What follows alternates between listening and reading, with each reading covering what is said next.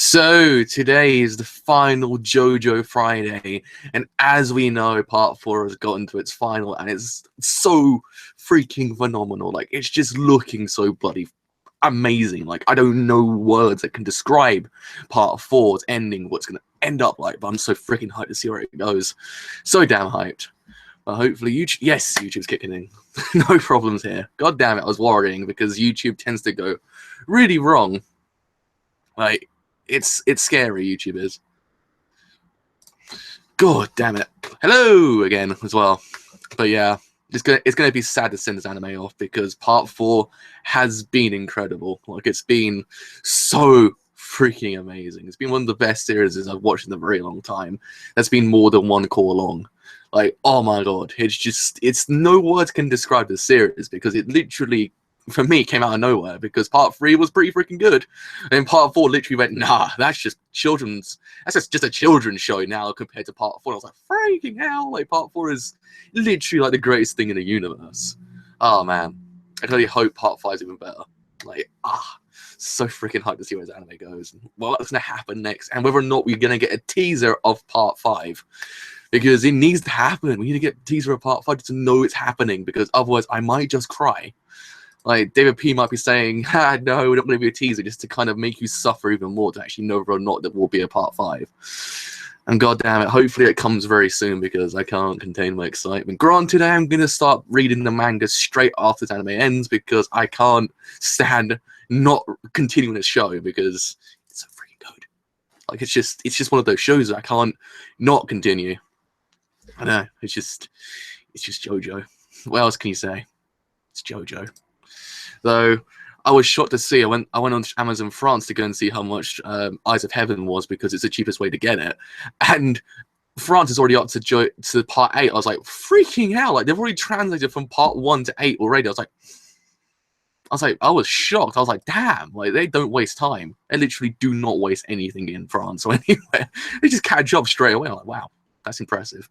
We're still on Part 3. I think we just started Part 3. I was like, oh man, I want to read more, but I must wait. I think we've got about a minute. Oh yeah, we've got 50 seconds to go. I mean, all I'm wanting is the Wang gang to beat down Kira. Just literally just punch him so freaking much, just to kind of just shout, this is for Raimi and everyone else you've killed. Just do it. I just want it to happen. I want Joe to do something so freaking amazing. That way he can transcend the universe and become best boy of the whole entire stratosphere. Like, it needs to happen. God, it needs to happen. Because if it does, man, it will be greato days. Oh, God. And I also need to see that opening one more time. I've got to see the last opening so freaking much because it's so freaking good. Don't tell me. Don't tell me. I need to. I've hid away from any single spoiler the actual internet can actually throw at me because, oh man, it's hard being an anime only with JoJo because it just gets spoiled like every single 5 seconds. Like, no. Like, God, it's horrible, but I've managed. It's raw at the moment. Christ. No, I don't want you to. I want you to refresh as subbed, not in 480p as well. It says goodbye Morio as well. The Heart of Gold. Man, it's really gonna depress me so much, isn't it? Oh God, it's already gotten to me. David P are literally Jesus Christ of the entirety of Japan and animation departments, or whatever the hell that even means. God, like, it's gonna be sad to see his anime go so much because Devon Productions just know what to do. They should be given any other manga that has not been properly adapted the whole entirety of the lifetime we've been living on Earth, and just adapt it. Just do Berserk. Just go to Berserk adaptation. It'd be so freaking amazing. Anyhow, enough further delay. Let's actually get this show on the road because we need to know what's going to happen to Kira. We need to know whether or not he will actually get out of this one some freaking how. Like, it's not looking good because the whole entire gang's there. The Wang gang is very much there. So I have no idea whether or not he's going to get out of this one somehow. You never know, Akira. Sometimes luck does actually hit his side in the worst possible times. But anyhow, let's begin. So in 3, 2, 1, let's go. Now.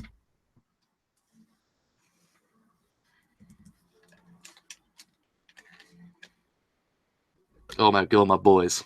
My boys. Oh. And Hayato as well. And Hayato. I'm sorry for that. I'm afraid my voice might have just broken your headphones or something.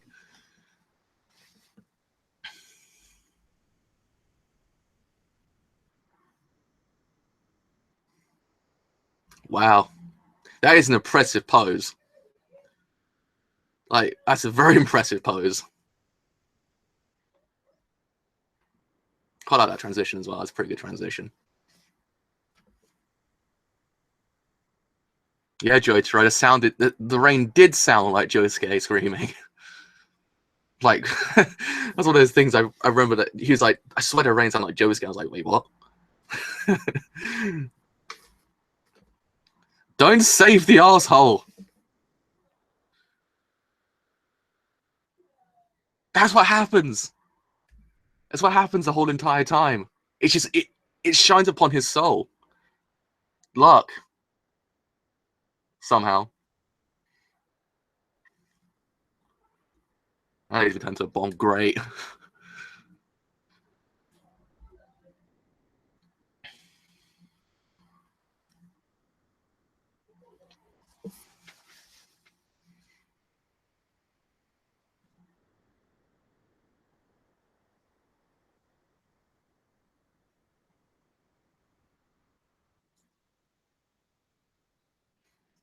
He's doing pretty well for having those two things stuck inside him. Like, I'd be pretty on the floor, like, freaking hell, I can't move. But he's doing pretty well. Can't argue with this boy.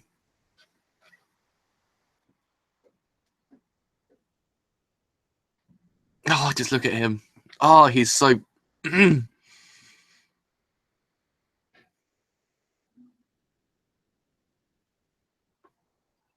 Coincidentally, when Kira's in trouble. It always happens when Kira's in trouble.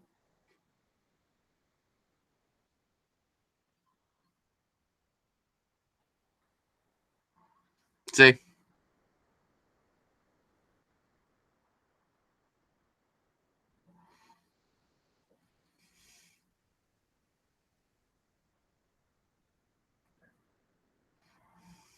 He's so bloody creepy as well.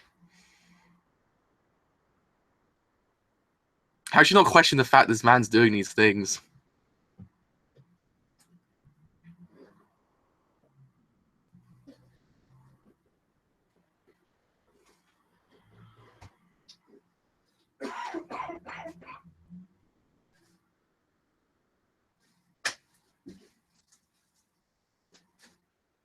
Oh my god, I know that from the Dwang Dove. I know that thing from the Dwang Dove. Well, now you know where his affiliation for hands came from. Yeah, it's a little bit creepy, that, Kira.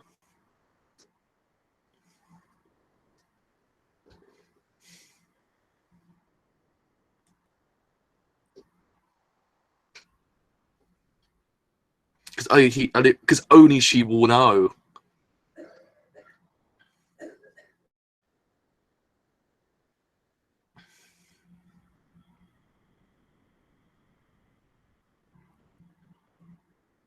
Yeah, Rohan and JoJo are going straight in there. God damn it, those boys.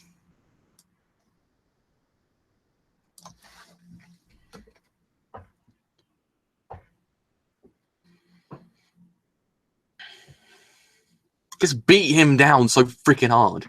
Literally just literally wail into him. Just go. Tush, tush, tush.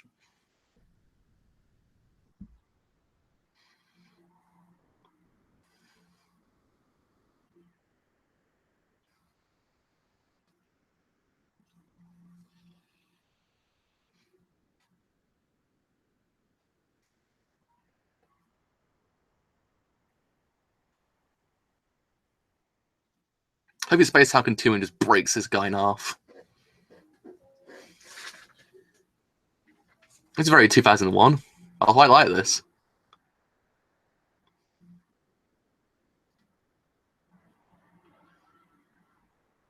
Oh god freaking damn it.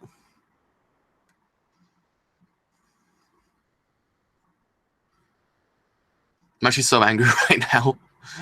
It was going so free. Oh my god, he's at where Raimi is. This ain't going to go down well then.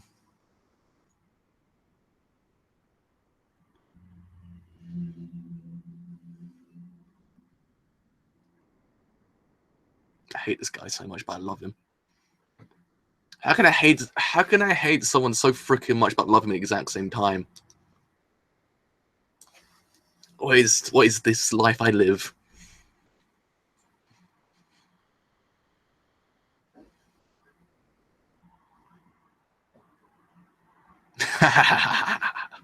You're feeling the effects. Now, go into despair, you asshole.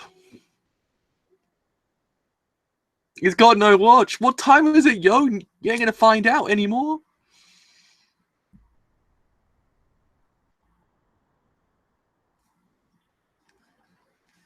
It's true. His character development is so freaking phenomenal. Like, he's just one of the greatest villains to grace this world. Oh, oh, oh my god.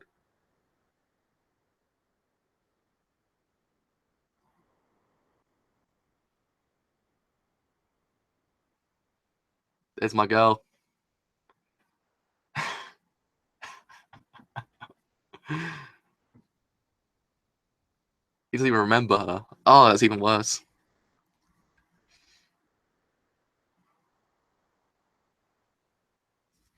Oh my god.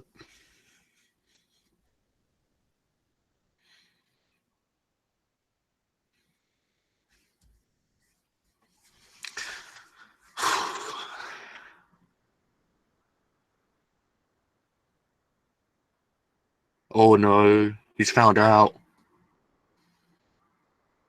Is oh my god, in this world, their hands can go through my body. What's going on?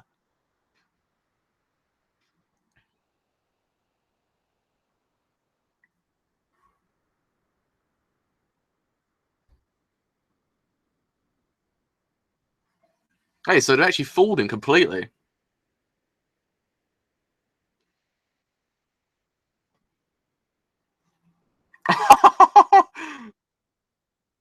He did Act 3.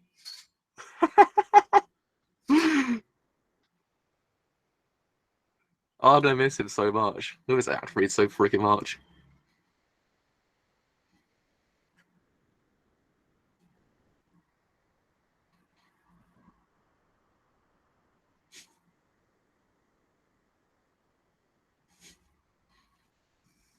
Oh my god. He's truly his best bay, old Koichi.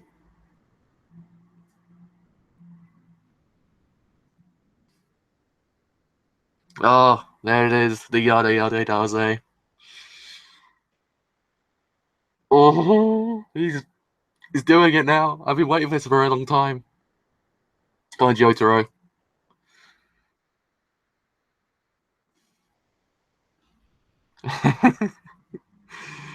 This is so unbelievably satisfying. Even when the time has stopped, it's actually so satisfying.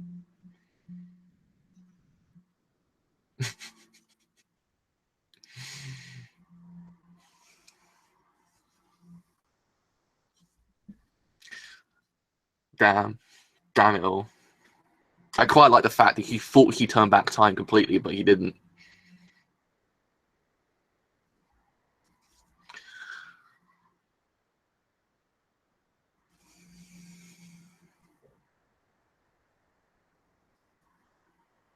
Jotaro needed to beat him down after that one liner back in like episode, I think it was 17. That it just needed to happen. The beatdown just needed to happen. His face needed to be completely rear-ended, like Jotaro said.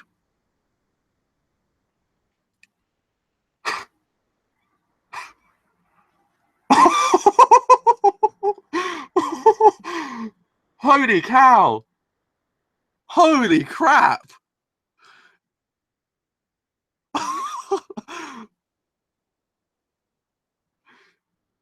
God, that is so that getting killed by the one thing that was gonna save you. Oh man, I love it. I absolutely adore that. But at the same time, Hayato just lost his father, hasn't he? Completely. Well, he's already yeah. he originally did, but it's even further now.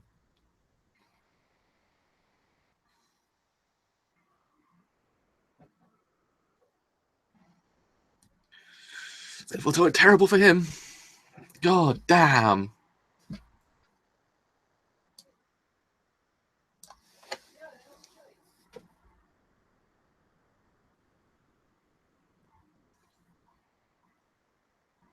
Yeah, it's true. At least he did get an normal death as well. He didn't die any other way besides getting run over by an ambulance.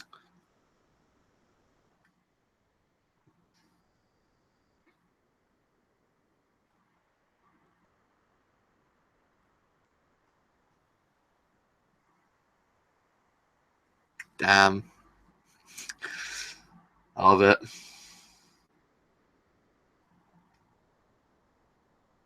Yeah, you don't feel bad for Hayato now. Like, he's actually lost his father, and he lost his father to a killer, but then he just seeing him. It's kind of. I feel bad for the poor lad. Doesn't deserve it.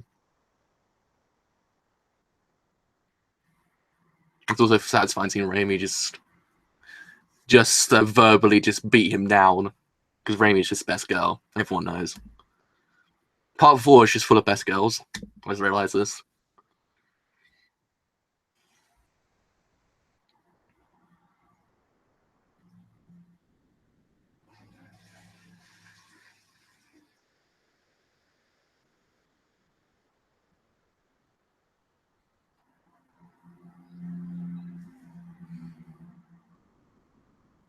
He has got the balls of steel now. The Hayato has literally just been desensitized from anything. Nothing's going to affect him anymore. He's literally a changed man.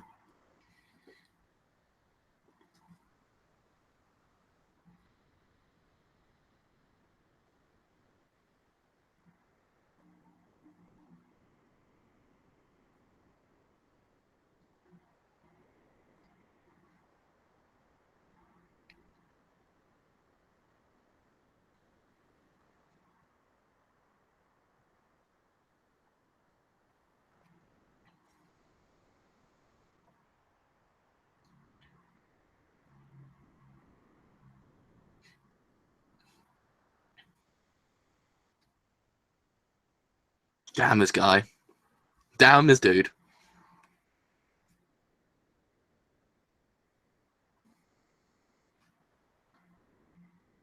Oh no. He's even changed back as well.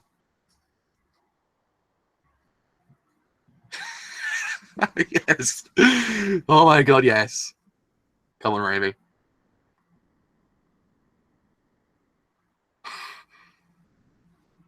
Oh man. Dogs do not like Kira.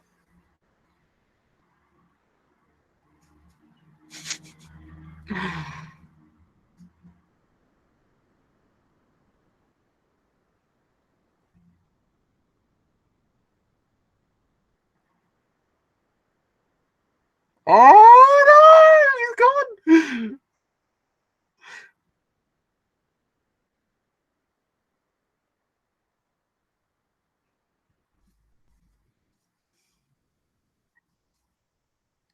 Oh man. Oh man. He's gone. It's over. Kira's gone forever.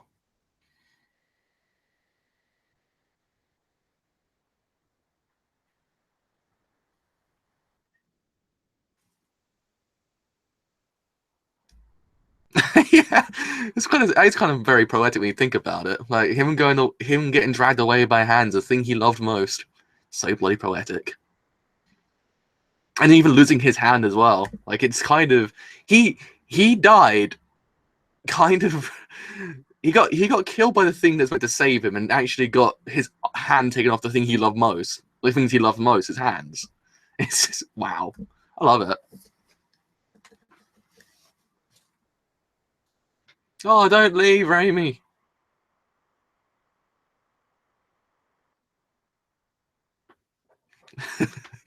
That's true. It's like, what do I do? Oh no. Oh no.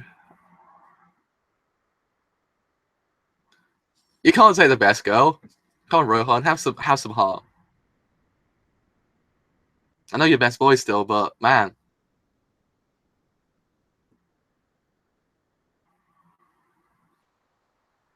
And the Koichi as well. Koichi's all like, mate, accept it, boy.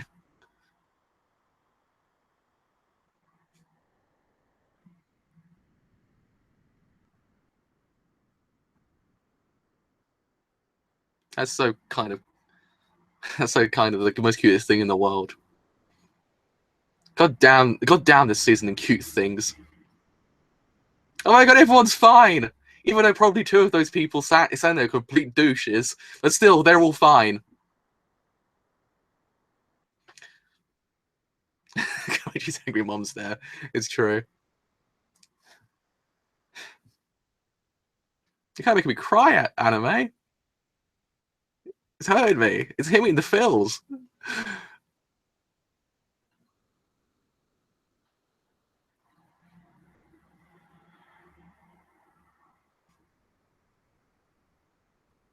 And look, they brought back the true kind of connotations with rising to heaven as well. I think that's very poetic when you think about it, how we've seen the rise to heaven this whole entire series and how it's been contrasted just then. I think it's actually really freaking neat. I think that's actually a really good part on David production and Araki's actual like kind of style. It's actually amazing how they did that. It's kind of just contrasted all back. It was actually kind of neat. You just knew at that point, the whole entire thing is saved. There's no kind of very, I would say, dark connotations towards them rising to heaven. There's no like hate behind it. That's what I'm trying to get at. If you get what I mean. It's actually completely legit. It's the best way to describe it. Rise to heaven is completely legit in this case. But then Hayato's lost his father, which is actually extremely depressing.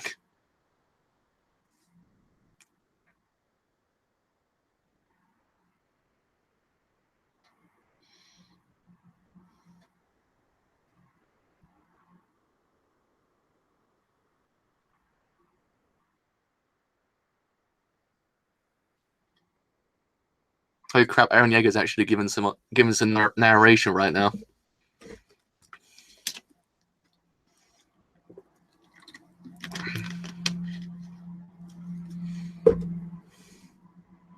Oh god, that just hit me straight in the heart. Oh man, that hurt.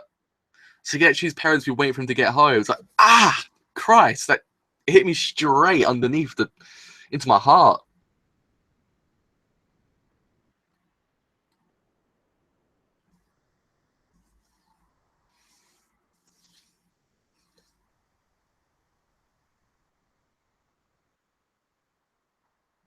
Oh my god, they're going back.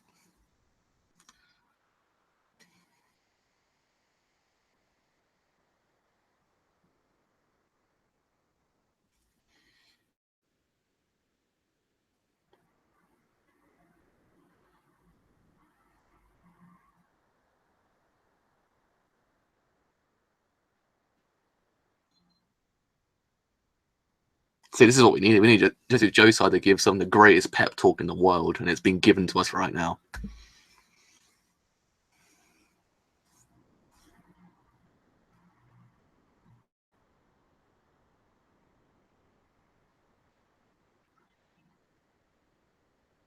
Oh my god, we got Josuke's Disney faces back as well. You know it's been a happy time now.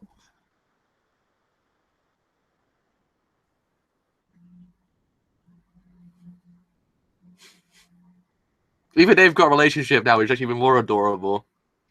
They got a more relationship than we got before.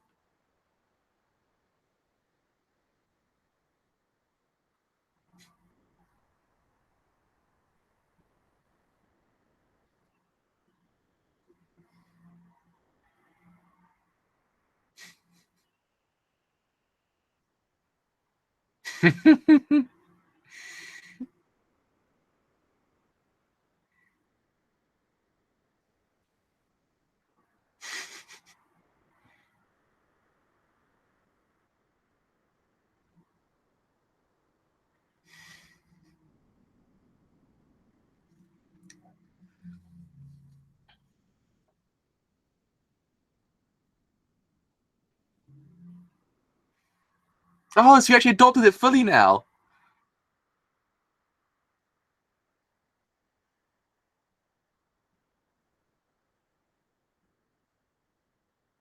Like, I guess you still managed to write a thesis as well. That's pretty impressive.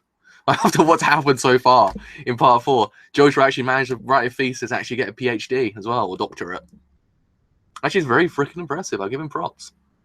It's like the thesis is on how much of a babe Kira is, but at the same time, he's a complete asshole. And also starfishes, yo. They're freaking cool. That's the whole entire thesis. Oh my god, they're adorable.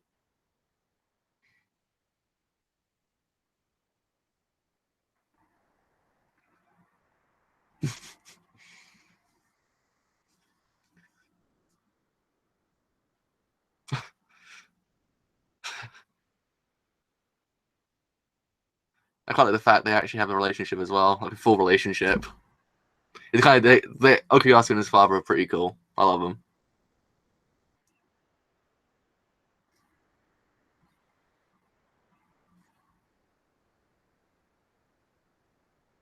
Even every single douche bag in his whole entire show turned out pretty cool in the end. Surprisingly.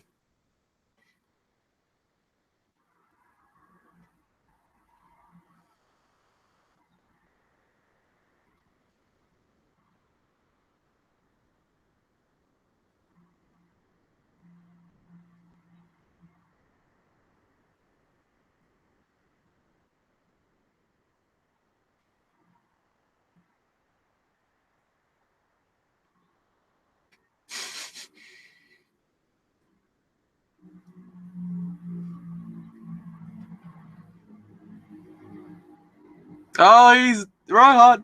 Yeah.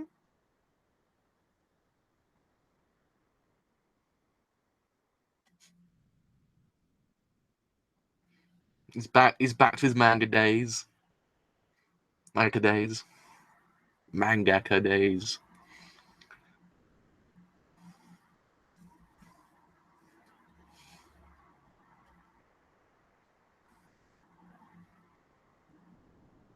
Oh, Mikitaka.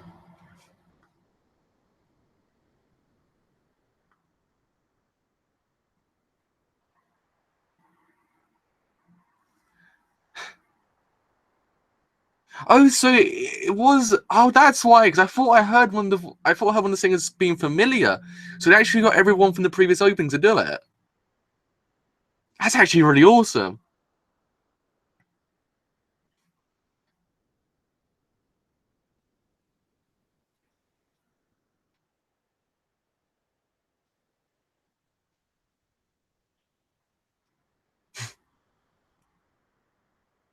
See, we even got a boss ass pose at the end. Oh man, no, no! Don't say end, please. Just say come back next week with more anime. Ah, no, it's over. I'm actually so upset it's over because that's so freaking good. It ended so bloody well. It didn't. It didn't feel like it was. It didn't feel like it was rushing the ending. It felt really, really, really well. That's a major thing. Like the ending was really handled really freaking damn well because sometimes when it comes to these kind of things, you have to fear the ending whether or not it's actually going to be adapted fully and actually really not feel rushed. But how they did it was freaking amazing. But man, oh man, that was. There's no doubt it's anime of the year. There's literally no freaking doubt. Like this just got anime of the year. Just for the last about 4 episodes, it literally was anime of the year for me. God, it was phenomenal. Like that show was exquisite. Like, there's no words in the dictionary to describe how this anime turned out because it literally it was. Oh man, like it had one of the most wholesome endings I've seen for a part of an anime in a very long time. Even for it almost felt it just felt right. Like it felt so genuine the ending that I really, really liked it. Nothing felt out of place. Everything that you needed to know about the characters got told. Like you didn't feel in the dark about any other character in the show. You knew where they were going next and how they were actually excuse me, how they're actually kind of where they are now, was what I'm trying to get at.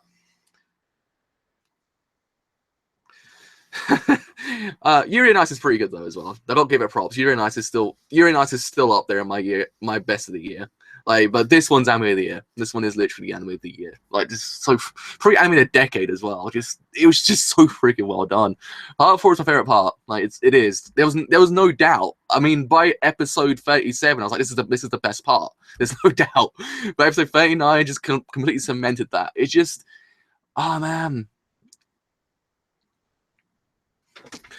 God, hopefully part 5 just gets adapted like next year or something. They'd be so freaking great. I mean, if they need to take some time off, if Data Productions need to take their time just to kind of sit down and just kind of say, have we got enough budget to actually kind of do this next? Just let them take their time, because it doesn't need to actually come out so soon. It can come out next year, the year after. I'll still be watching it because it's JoJo.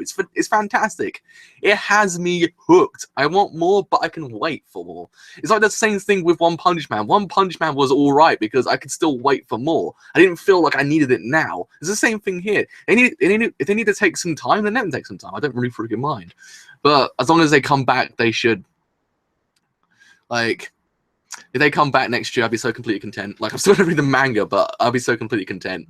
But oh god, okay, so let's just talk about it. Let's just talk about part 4 in general, because part 4 was, as I said before, it's exquisite. Like, every single episode just brought something new. Apparently, people were like a bit apprehensive at first. People were like, it's not that great. And I thought to myself, no, you know what? Part 4, when it started, I was like, you know what? Even for episode 3, I was kind of sitting there going, you know what? The stakes have been raised in JoJo, because I never felt that the characters were kind of really in danger in part 3. I didn't really feel like, oh my freaking god. Yeah, they could die any one moment, but I didn't really feel like they were all gonna die. I didn't feel like they were all in trouble, because, look, every single person in anime is pretty freaking strong. So I didn't really feel that kind of stakes in part 3. Part 4, I always felt like a character can die at any moment. Like, it didn't really feel like any second these characters were safe. Anything could happen, and it could completely change everything else. It was one of those things that I really liked. It was just the stakes the anime had, and each stand user that came into the anime completely cemented this idea. Like, every single stand user just upped the ante for actual, like, freaking hell. I didn't even know these guys would get out of this one completely okay, because it literally was like that. I never thought to myself, these guys are safe. These guys will get out of this one completely all right. Yeah, there were sometimes I was like, yeah, this doesn't seem too bad. But most of the time, most of the actual stand users were freaking, like, terrifying. Like, you just never knew what they were going to do, what they're going to bring to the table. I love that, because it was what I needed in JoJo, because part 3 kind of lacked that. Part 4 just went, no, okay, we're bringing that back. We're bringing it to high stakes. No one's safe. And yes, freaking amazement. That's really what I loved about it.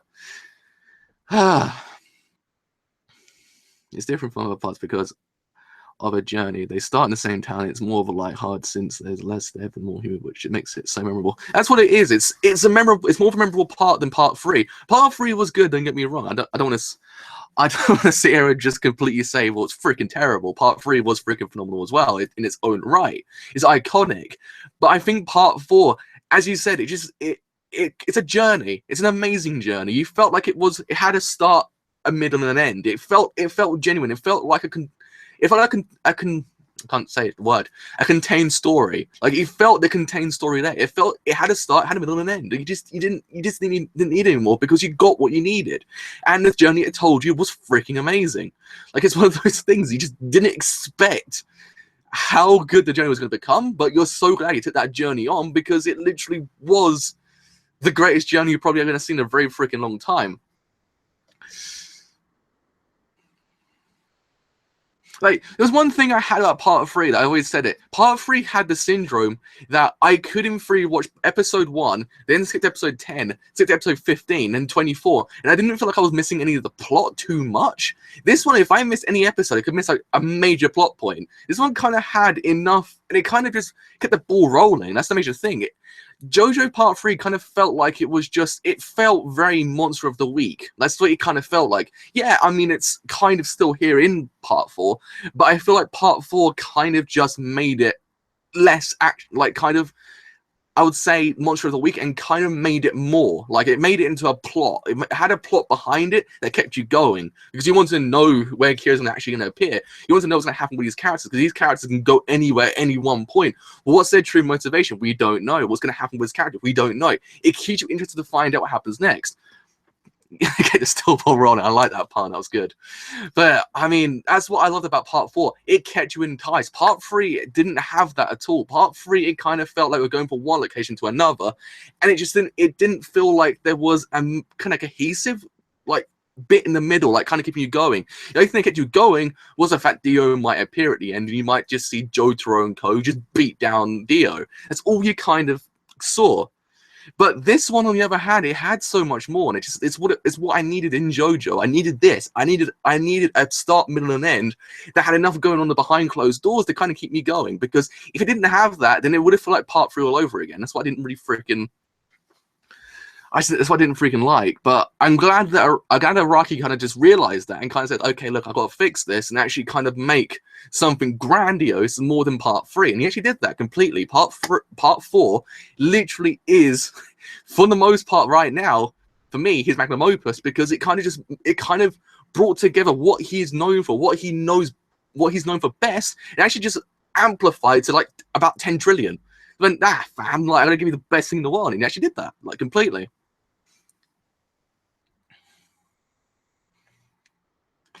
After part 3, his monster of the week writing into giving each monster of the week an actual impact to the plot. You'll see that Araki's writing has got better and better. I can see that. It very much was kind of intricate into this anime. Like, you really got to see the monster of the week kind of play into the narrative itself. It worked. Like, certain things just kind of kept coming back up, and you're like, okay, I like that. They're kind of bringing back plot points that were from the beginning back now. I kind of like it. I like it. I think it's really neat. Yeah, like, even Jotaro had progression. That's what I kind of liked about it. Jotaro had a mass progression since part 3. Like, he isn't just, I'm gonna punch you to literally oblivion, and that's it. Like, he isn't that anymore. Like, he is something more grand. He is amazing now.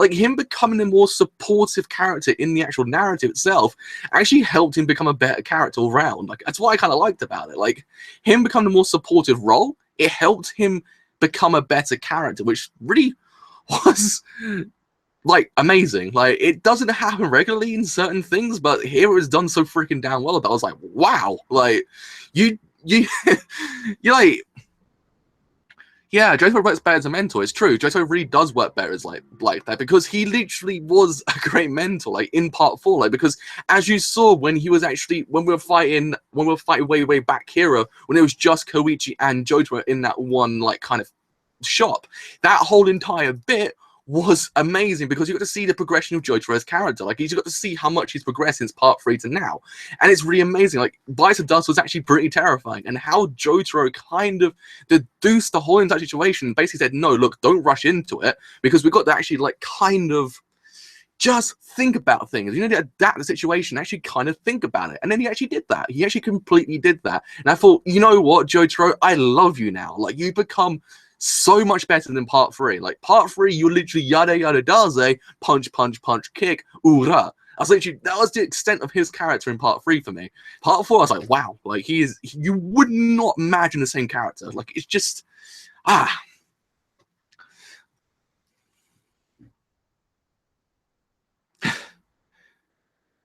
There's a channel driver who puts all raw names when their respective songs, because every character is a song or a band or a singer in a CD.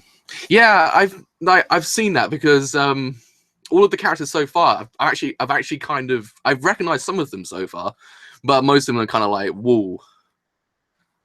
But to be honest, I'm actually completely content that Persona 4, if Persona 4 took inspiration from JoJo, that's completely alright, because it took inspiration from amazing material. Like, it's not a problem. Like, at this point, it's actually alright to actually take inspiration from somewhere, as long as you don't rip it off completely and actually do something completely, like, I don't know, like, I just completely rip it off. Like, that's completely alright. But I mean, it's alright. I'd like it. But the same thing as well. Like, you could see Araki just said to himself, like, look, I've got to give myself a character which I really freaking love. Like, a protagonist that really amplifies my writing style. When he actually did that with Josuke. Josuke was an amazing protagonist. Like, he was probably the greatest protagonist I've seen in JoJo so far. I haven't read over, but you know what I mean. From what I've seen, he is the most amazing protagonist, because he literally had so much progression. Like, when he first saw him, you really didn't expect how kind of calculating how smart he was going to become, like how well he actually managed to actually deduce the situation as well, not just Jotaro.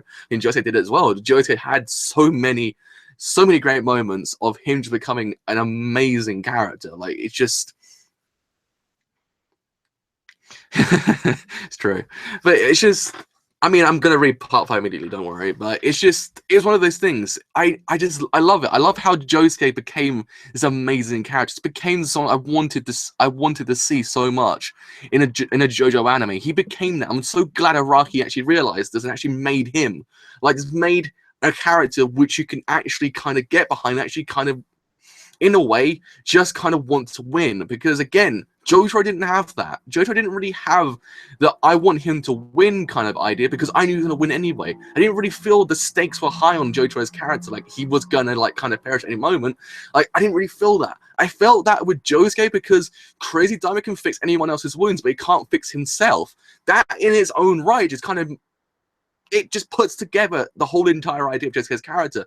Like, it puts this whole entire idea, it makes him like kind of in a way OP, but at the same time he's not OP because he can't fix himself. If he's in trouble, if he dies, he's screwed. He can't fix himself. I love it. I freaking love that, because it just kind of, it gives him humanity. It doesn't make him into a beefcake. It doesn't make him into this massive man that won't get taken down. It turns him into someone who is human, someone who is actually realistic, like someone who you can imagine to be living in this world. Like, I just love it. Ah, man, this show is so freaking good, and every single supporting character as well. God damn it! Like, there is too many characters. I can probably sit for about 4 hours straight talk about how every other character in this show was phenomenal. Like, god damn, every other single supporting character just brought something new to the table. It didn't feel like they were fitting that archetype that was in JoJo previously. Every single character brought something that you needed. I'm reading part 5, don't worry. I'm going to read it up probably starting next week, so don't worry about it. But no, I love it. It's just, I love it because each character just, it brought something new to the table. Like, I mean, Rohan was the greatest addition to this show I've seen ever. Like, oh man, I thought there wouldn't be a character better than Joseph Joestar, but no, I was wrong. Rohan just beat him. Like, he is literally the biggest bae in the universe. Like, god damn, his character was amazing. Like, I loved how they handled his character, because again, it kind of felt like Araki was actually kind of personifying himself into Rohan, and I like that because again, we've got some more insight into how he feels as a mangaka actually in Rohan's character. Like, he actually managed to actually kind of explain himself, how he feels when he writes through Rohan. I thought, you know what, actually kind of neat, because it gives you an indirect insight to how Araki feels as a mangaka as well. Like, it's actually really freaking neat. So how they actually went about handling Rohan was actually kind of really freaking neat. I love Araki, how he actually did him, and actually designed him, and actually how he just brought him to life, because he felt so like true to life. He felt like so great. Ah, man, I don't know. I just love Rohan so much. Like, he was trash boy for the most part, but then after a while he became best boy. Like, he's just so freaking good. Like, I don't know. Rohan was bae. Rohan was legit bae. Like, it's just there's too many moments which I could just like sit here and just say how great he was. Ah, man. Hopefully Araki just transcends the universe and becomes Jesus, and actually just like designs JoJo for the rest of his rest of time. Just somehow, just because I already see Araki just transcending the humanity and actually becoming something far greater, becoming a prophet of everything, because he's just so freaking bae.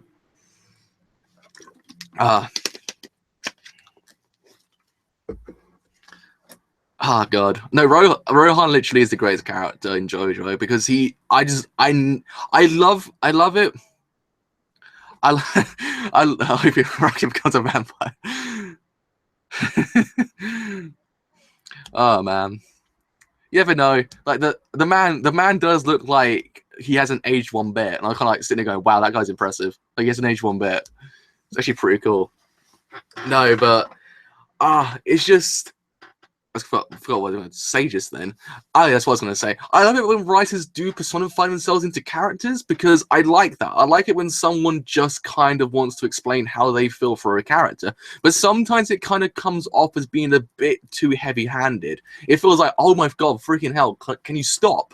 Can you stop doing this? Because I don't want to see this. I didn't need this. It destroys a character. But how Araki handled Rohan and then how different productions brought him to life and how his VA brought him to life as well. He didn't feel heavy-handed at one point in this whole entire show. He felt genuine. You can actually really feel the kind of trials and tribulations that mangaka really does go through when he designs a manga, like how he might one week feel like no one will read this. What will I do for the rest of my life if no one reads it? What can I do now? I don't know.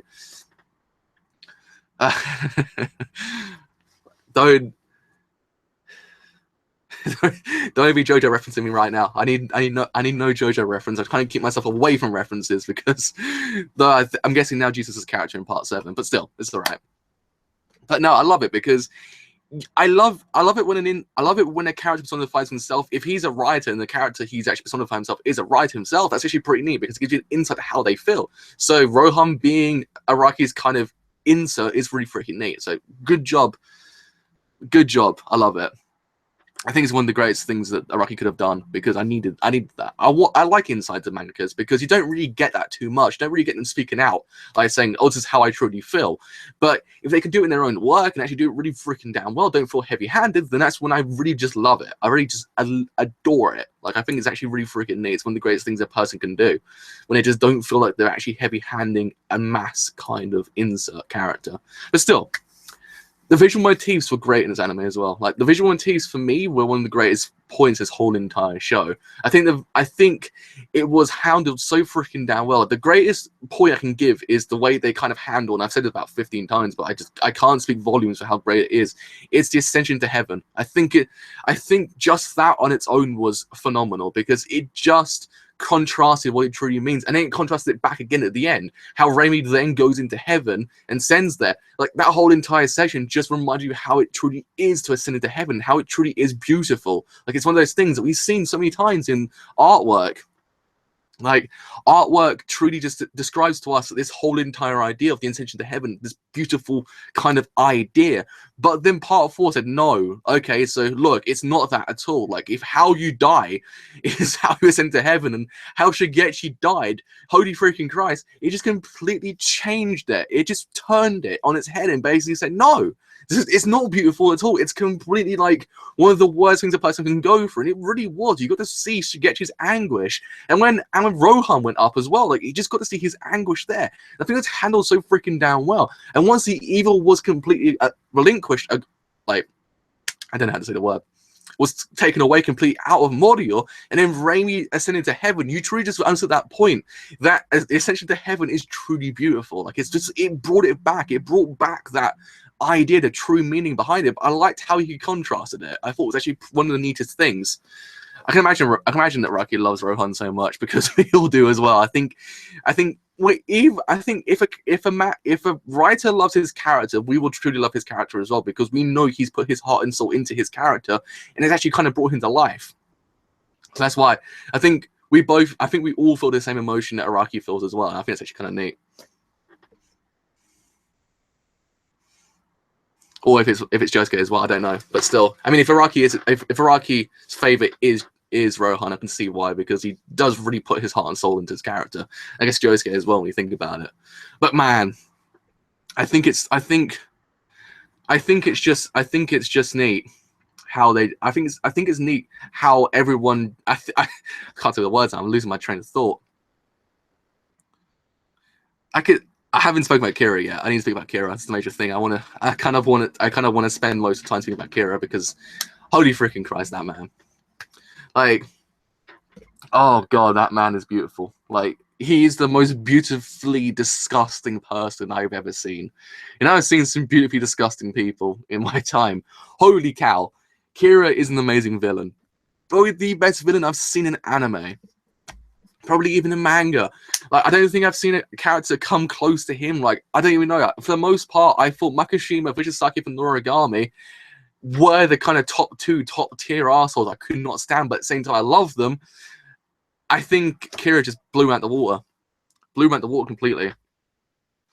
Like, oh my god. Kira was amazing as a villain. Like, he was so calculated. He was amazing. Like, you just knew at any point he might get the upper hand. Like, you never once realized that, yes, this is truly over, because it never was that, because you knew that luck was on his side at any given point. If despair hit the man, then luck would hit him at the same time, because it always does happen.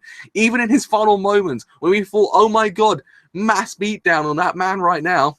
No, not at all, because it kind of just turned on its head, and that girl came over, and then he managed to turn her into a bomb.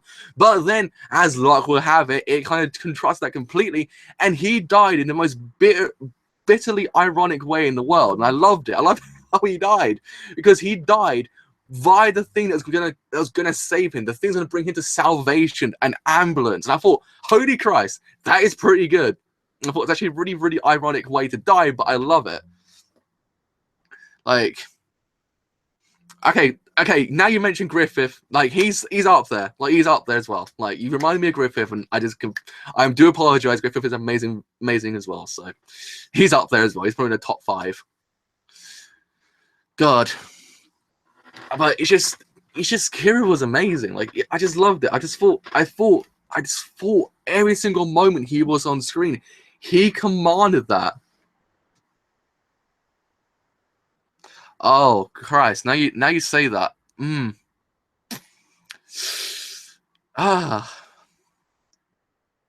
See, Killer Queen just because he's so freaking cool, but at the same time, I think Bite the Dust is the best bit of Kira and his stand. I think Bite the Dust is. Did I say Bite the Dust? Did I say Bite the Dust when Jotaro and Koichi were fighting Kira? If I said that, then I do apologize. I meant sheer heart attack. Just in case I said that, I just managed to say the wrong thing. I just do apologize for that. What I said, I don't know. But yeah, I say Bite the Dust is the best part of Kira. But I loved how Rocky just took him out. Like, he took him out in the best way possible. Like, he got dragged away by hands. The thing he loved most in this world got dragged away by him, lost his own hand, and then at the same time, when he thought he got his own salvation, died. I thought that's actually so freaking well done.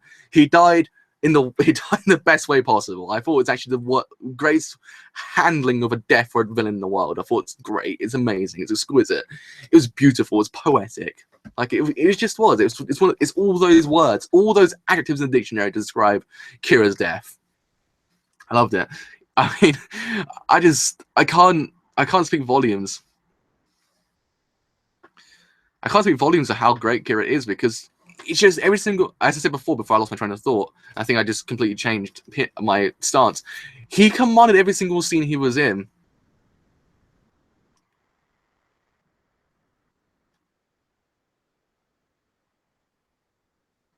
Like, yeah, I can like this video if you want to live a peaceful life like a plant. Love Man is so beautiful. No, it's true, because one thing this anime did, and I'll change back to my other stance in a minute. Like, one of the things this anime did really freaking well is they made Kira human. They made Kira into a person who's realistic, a realistic villain. He didn't feel like he was just there to fit a shonen archetype of a villain. He didn't feel that at all.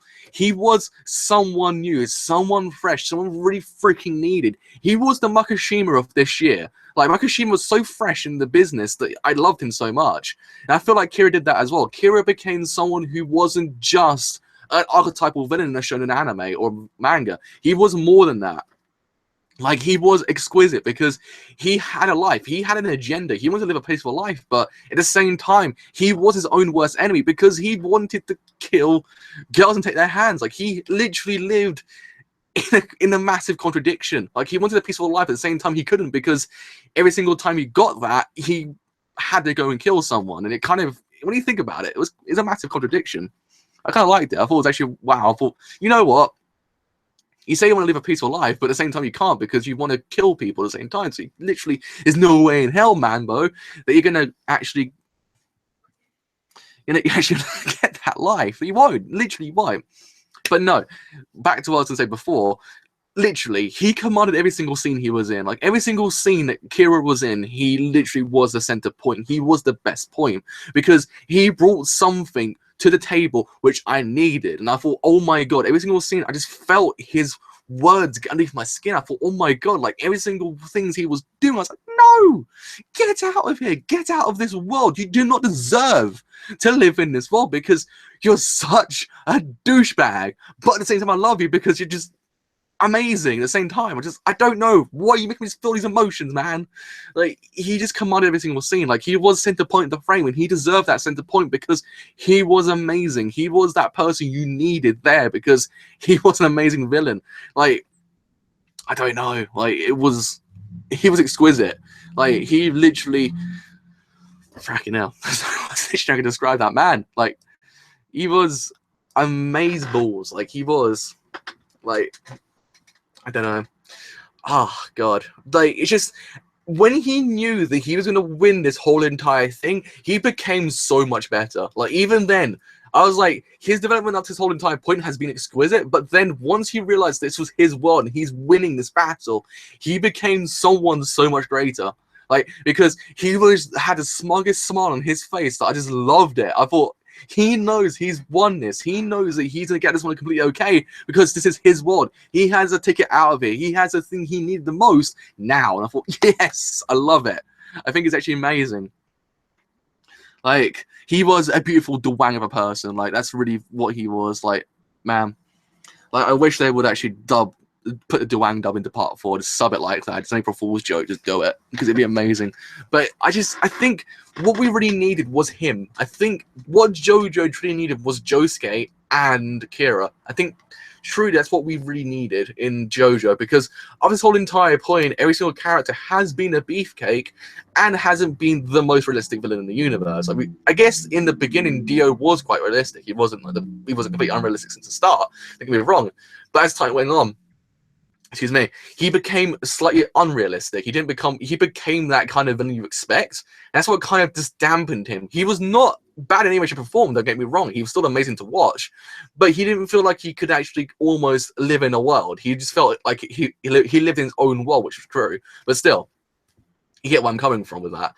But when Kira came along, he truly gave what we needed to JoJo. JoJo literally needed him. Like, he was amazing. Yeah, he was cheesing over the top. He fit the bill for the time period that the actual manga came out. Like, don't get me wrong, he fit the bill completely. Like, I loved him to bits, but he didn't feel like he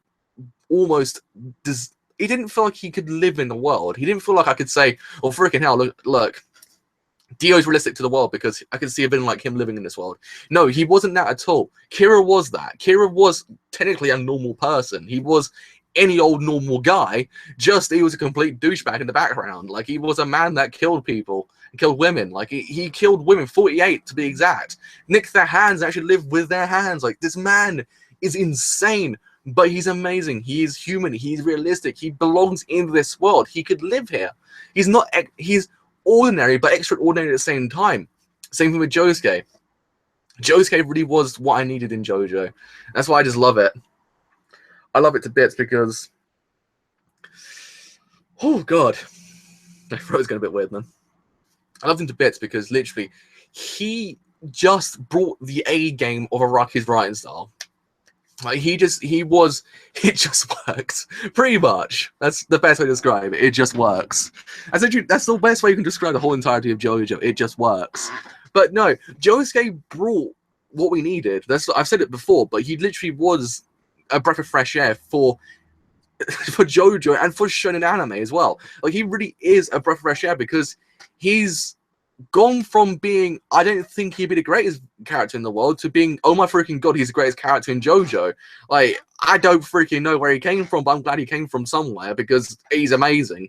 Like, he literally just became something we needed, and I loved it. I think it's just time for us to wait. Indeed, like, it's gonna be an excruciating long wait. Granted, I might just read a manga because I have to now. I said originally I will, so don't worry. But I have to read the manga because, god damn it. And let's talk about the female characters in JoJo as well, because god damn it, the female characters in JoJo were exquisite. Like, every single one of them was amazing. Like, oh my god, like Yukako, she was insane, but I loved her. But I loved how Araki kind of took inspiration. I'm guessing he must have took inspiration from Misery, because that whole entire section with Yukako and Koichi very much was literally Misery in a nutshell. I loved it. I thought it was an amazing homage because it was exquisitely done. But how she progressed the character, she became someone greater. She became someone I can actually see being actual female character in JoJo. And I actually quite liked her. I thought, you know what? Good on her. She became someone greater than I thought. And everyone else as well. Raimi, though she Raimi, though she's a ghost, god freaking damn it, she's an amazing character still. Like, she literally was amazing. She literally was best girl. That's what I say. That's my stance on Raimi. Like, she commanded that scene that she, like, that whole entire last scene that she was. Yeah, she literally was the first yandere in mainstream manga. And like, when we think about it, yeah, true.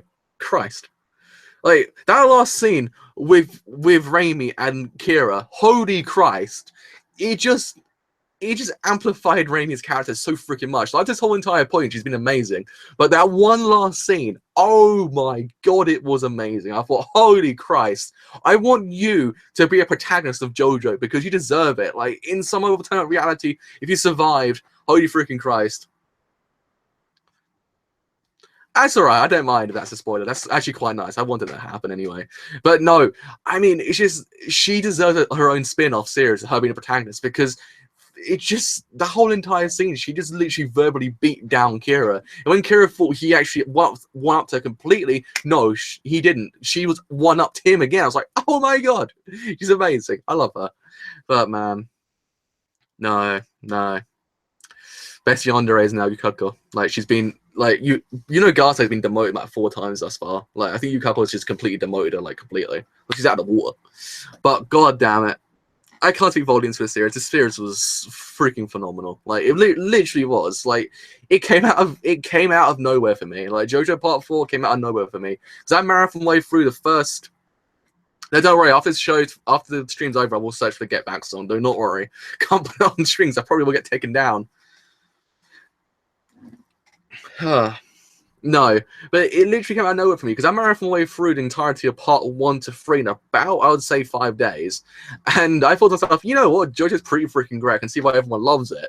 But then part 4 just made me realize, freaking hell, there is something beneath JoJo that we've never seen before.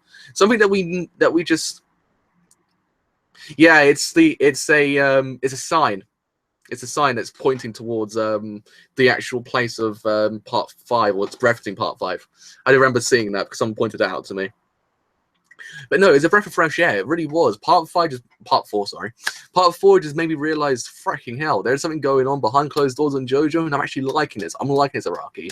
Give me some more of this. This is what I've needed since part 1. Oh man.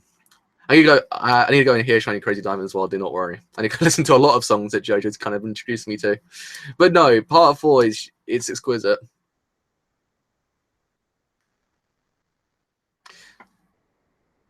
Part 1 actually turned people off. Wow, I'm surprised. That actually got me into it. I think maybe part 2 was for me the best point, because everyone says that if you're anime only, apparently the best point for you is part 2. I actually agree with that completely. I think part 2 was the best point.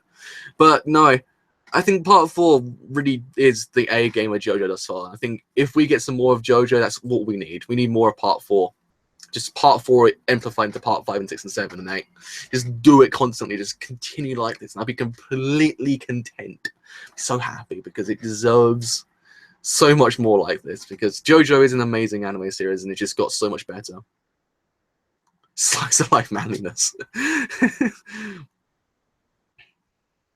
I can see where part 1 might turn some people off, but part 2 kind of just brought the A game again and just kind of just made you realize, yeah, JoJo is pretty freaking cool.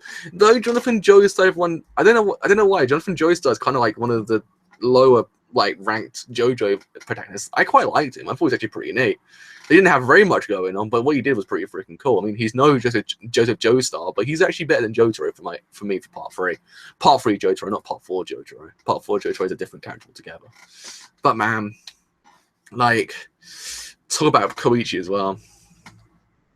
Let's talk about Koichi. Koichi is he is Bay. Like, Koichi is small man Bay. Like, he is just so freaking cool.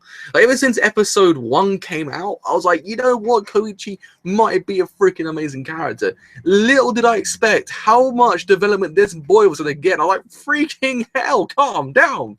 Boy, whoo. I was like, this man is changing. This guy is going through so much.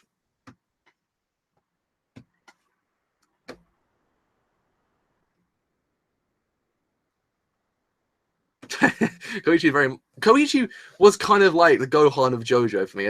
I kind of agree with that statement. I think he actually very much is the best thing, because oh my god, because I never thought he would be amazing, but then as the episodes went on, he changed so freaking much. He became a savage by the end of the series. I was like, damn, I didn't expect this from him. But he kind of became the brains that we needed in the group. Like, he was the brains of the group. He fitted that bill, but he went beyond that. Like, he started off like that for a bit, but then as the series progressed, he changed and actually became someone you can actually kind of see as more than just the brains of the group. And I thought, okay, you know what? Freaking good. Like, good on you, Koichi. I mean, you bought your A game. I like it. I freaking like it. I mean, man, there's too many things that are so good about this show.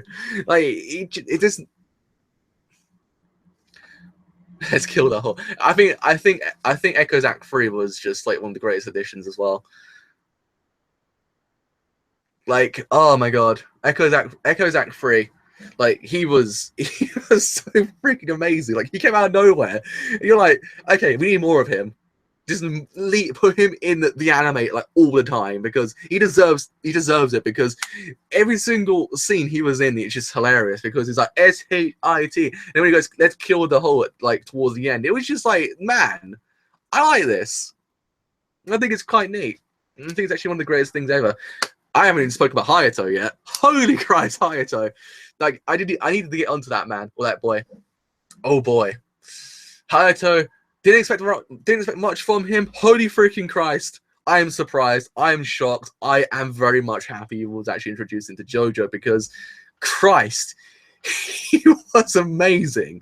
He was one of those characters which I didn't expect to be like that. I didn't expect him to turn into Balta Stillman. Like,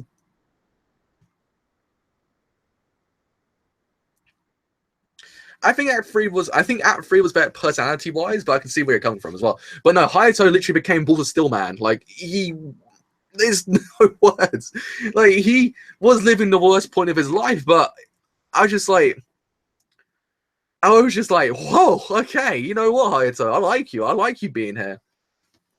Like, please carry on, Hayato, because you might just become the best JoJo, like, of who's not a JoJo, because he literally.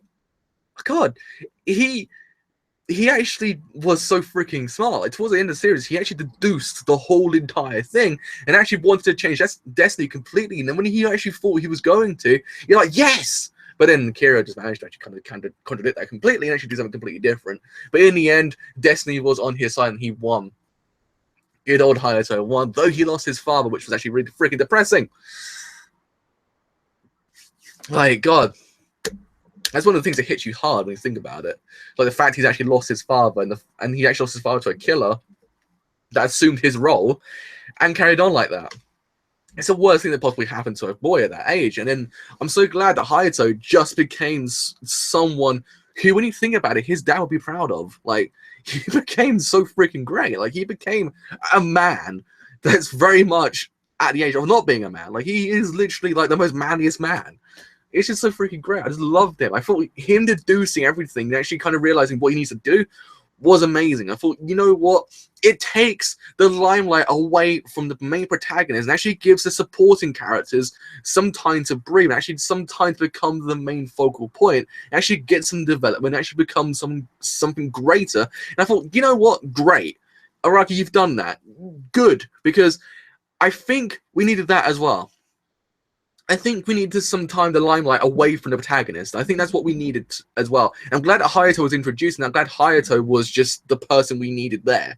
He was amazing. He was the thing, the character, the person that fitted the bill for me. That's been one of the greatest characters to be introduced into JoJo, other than the trio we got, and other than anyone else. And Okuyasu as well was Bay.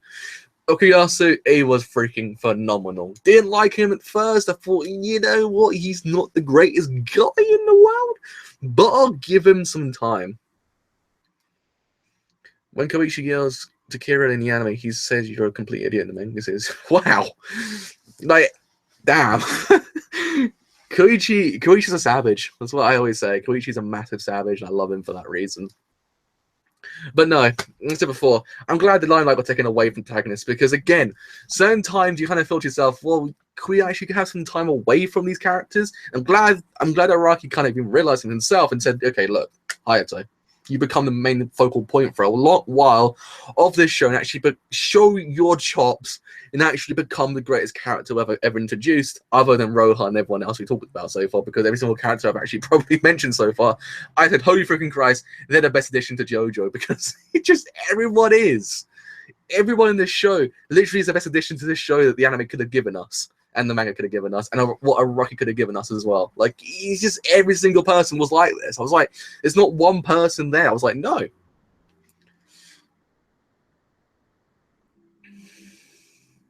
Oh man. But yeah, I'm so glad I marathon way through the whole entirety of JoJo to get to part 4. Like, I'm so freaking glad. It made everything worth it. Like, that was the major thing.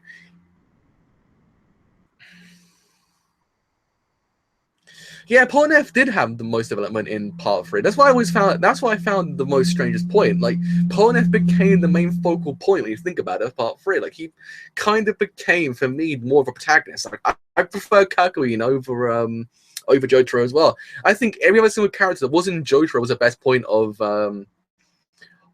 part 3. I think every other single character was better than Jotaro, and that's what I found kind of strange. I thought, why is Jotaro there when every other single character literally isn't that great? Why is he there? Like, we could literally take him out and nothing be lost.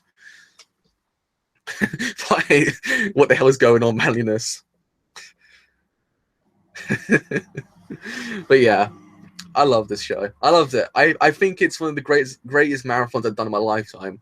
Like, I'm so, like, yeah, but I didn't have that much personality. I agree with that. But I'm glad this happened. I'm glad part 4 happened. I'm glad I continued through it. I'm glad I actually finished it. I'm glad I enjoyed every single moment with you guys as well.